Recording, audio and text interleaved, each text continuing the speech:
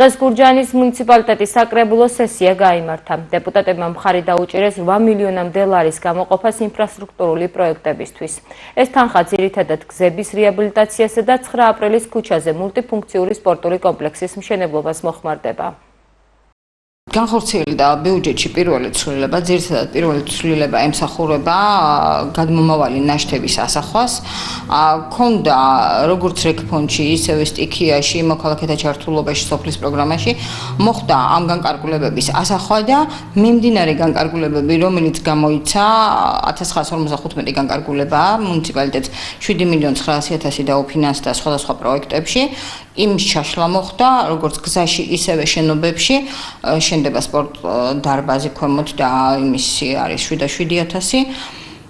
დანარჩენი შიდა ცვლილებები მოხდა, იმიტომ რომ გზებში გამოთავისუფლებული თანხები გადანაწილდა იმ ინფრასტრუქტურულ ორგანიზაციულ კოდებზე, რომელშიც არაფერი არ იყო ჩაგეგმილი. ეს არის გზები, წყლები, ხევები, სანიაღვრე საკანალიზაციო არხები და სოფლის პროგრამაშიც ჩაიგეგმა ასევე 200.000 შემდგომი თანადაფინანსებისათვის.